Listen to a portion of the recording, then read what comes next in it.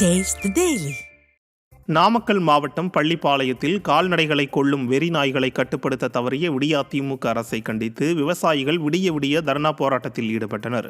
களியனூரில் மேய்ச்சலுக்கு செல்லும் ஆடுகளை வெறி நாய்கள் கடித்து குதறுவதால் கால்நடைகள் பலியாகி வருவதாக புகார் தெரிவித்த விவசாயிகள் வெறி நாய்களை பிடித்து அப்புறப்படுத்த வேண்டுமென கோரிக்கை விடுத்தனர்.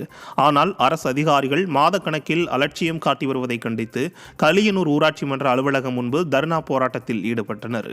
விடியா ஸ்டாலின் ஆட்சியில் தெருநாய்களை கட்டுப்படுத்துவது உள்ளிட்ட அனைத்து திட்டங்களுமே ஏட்டளவில் மட்டுமே உள்ளதாக விவசாயிகள் குற்றம் சாட்டினர்.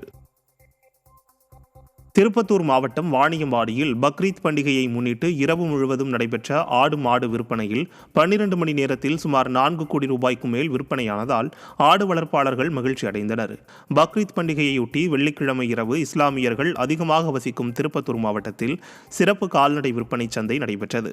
வாணியம்பாடியில் கூடிய கால்நடை சந்தையில் விடிய விற்பனை நடைபெற்ற நிலையில் ஆடுகளுக்கு நல்ல விலை கிடைத்ததால் ஆடு வளர்ப்பாளர்கள் மகிழ்ச்சி அடைந்தனர். திருப்பூர் மாவட்டம் உடுமலை அமராவதி அணையிலிருந்து பாசனத்திற்கு 135வது நாளாக முறைப்படி தண்ணீர் திறந்து விடப்பட்டதால் விவசாயிகள் மகிழ்ச்சி அடைந்தனர். அமராவதி அணையின் கொள்ளளவு 90 அடியாக உள்ள நிலையில் சனிக்கிழமை காலை நிலவரப்படி 82.75 அடி அளவிற்கு நீர்மட்டம் உயர்ந்தது. இந்த நிலையில் 135 நாள் முறைப்படி பழைய ஆயக்கட்டு பாசன பகுதிகளுக்கு தண்ணீர் திறந்துவிடப்பட்டுள்ளதால் விவசாயிகள் சாகுபடி பணிகளில் ஆர்வம் காட்டி வருகின்றனர். இதன் மூலம் 7520 ஏக்கர் பரப்பளவு நிலங்களுக்கு முதல் போக பாசனத்திற்கு தண்ணீர் கிடைக்கும் என்று விவசாயிகள் நம்பிக்கை தெரிவித்தனர்.